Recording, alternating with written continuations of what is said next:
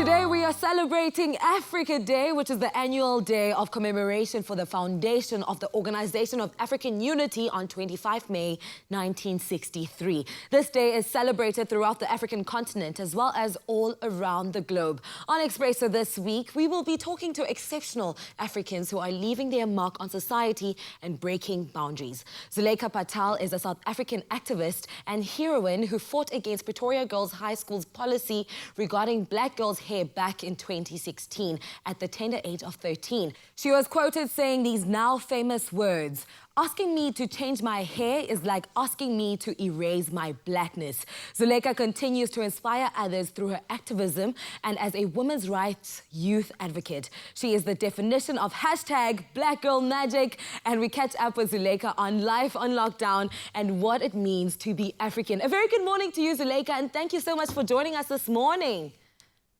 Thank you so much for having me. Good morning to you too. I want to take it back to 2016 when you were only 13 years old. I mean, your extraordinary act of courage and bravery back then when you stood up to the Pretoria Girls High School's policy regarding black girls' hair and racism at the school. Did you ever think that it would snowball into such a massive movement? Well, firstly, a part of me really, I didn't think that it would come to what it is currently, and it would get as big as it got. And then a part of me had hope because I was like, it's led by young people. When young people unite and when young people are determined, we can overcome anything and achieve anything. And that's absolutely very true. But at the age of 13, you know, 13-year-olds don't think about a revolution or changing the status quo. What pushed you to do that? Well, what pushed me was I had already seen how wrong the system itself was, because having grown up and having been exposed to institutionalized racism and having been told that there's nothing to fight for because I'm part of the born free era was also triggering, because I was like, freedom isn't really a reality if we're gonna have the same pillars that uphold a racist system institutionalized. Yes, it's no longer constitutionalized, as was the case during apartheid, but that doesn't mean that it hasn't been privatized into our institutions. Young people aren't being given enough platforms to engage about how they feel about society, and that's what I want. I, as a young person who is in the majority, I'm young and I'm black and I'm female, yes, I want to know that I have a voice and say in my society and what's taking place in my society. And so that's really just what pushed me, you know? I love having this conversation, especially with you. You're currently 17 years old in 2020, because we kind of shy away from having these conversations about race, especially when you are still in high school, because you think perhaps this is how things need to be. So for you to push, you know, the boundaries and say, hey, I see something wrong here and we need fixing, I hope that some young other people are inspired by what you have done. But right now we are in day 60 of the national lockdown. How has it been treating you? Well, I'm in the comfort of home, so I can't really complain. But the one thing that I would say is that number one, this pandemic has highlighted the vast amount of injustices that exist in our society that people have been oblivious to because of the amount of privilege they've been exposed to. And so those are arising, and one thing I can say about them is that they aren't new social injustices. They're injustices that have been around. So I've been constantly hearing people asking, when are things gonna go back to normal? When are things gonna go back to normal? And personally, I would say that things aren't gonna go back to normal, because to begin with, what we deemed as normal wasn't even normal to begin with. Because with Africa in particular, it's not a thing of we need aid from the Western world. We have what we need. It's just a matter of bringing the right people to the table. Thinkers, solution creators, change makers, people who are ready to create sustainable long-term solutions that are going to positively impact all Africans on a wider scale. I mean, the inequalities that we are faced with are put in the spotlight and we are pushed to interrogate them. We do need to do something about it and interrogate, you know, our rainbow nation fundamentally to the core. So I love that you brought that up. Fast forward to 2020, you are currently in matric.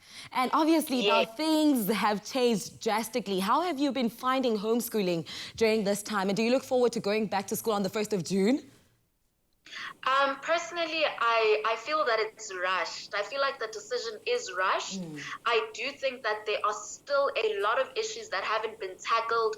Yes, I understand, and yes, I fully agree that the academic year should be saved.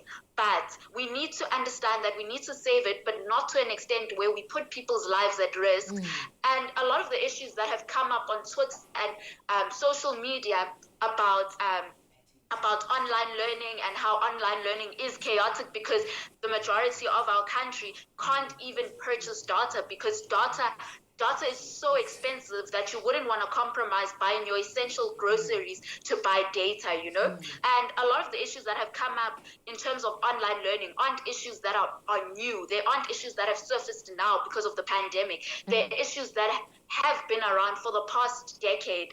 We are faced with so many shortcomings with our democratic country, but to be fair, we have come a long way post-1994, and there are some good things that come with our democracy as well. Like right now, we are celebrating Africa Day, ultimately Africa Month. Can you tell us, you know, what it means to be proudly South African, but also just to be proudly African for you?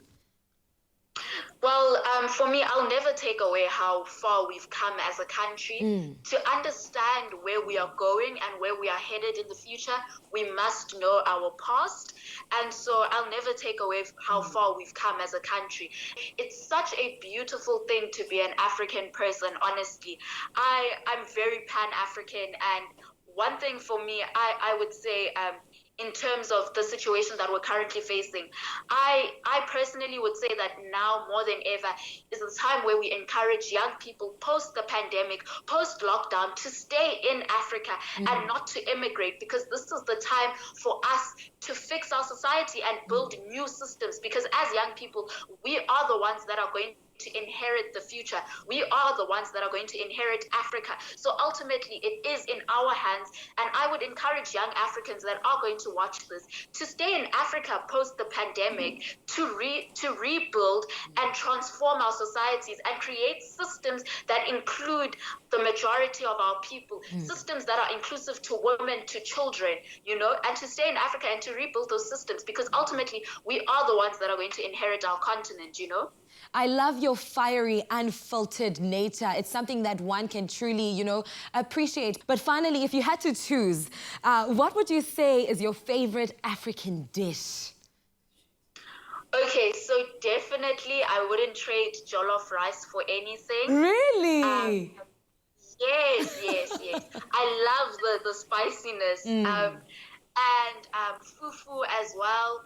Amakatha, imrina, and actually quite a lot of things. I just think that it's such a beautiful thing to be African, and so yeah, it's quite a lot, but those are my top few favorite dishes. Your top 5. Let's just say your top 5 favorite dishes. Zulaikha, what a pleasure it has been having you on the show this morning. Thank you so much for taking the time to chat with us this morning. Continue to inspire South Africa and Africa as a whole with your bravery and fearlessness. We look forward to seeing your next moves, you know, as a young activist and women's rights youth advocate and author. And good luck in your matric year. Thank you so much, and it was such an honor to speak to you. Thank you so much for having me, and yeah, I think let's continue to provoke conversation and continue to talk. Yes, we can't be in physical contact, but we can stay connected through social media, and we should provoke more fiery conversations, because the fact, I always say that if you can't talk about it, then you know that it's a problem. If you can't, if you're afraid to provoke it, then it's clear that it's a problem, and you should know then you have to provoke that conversation and have that conversation.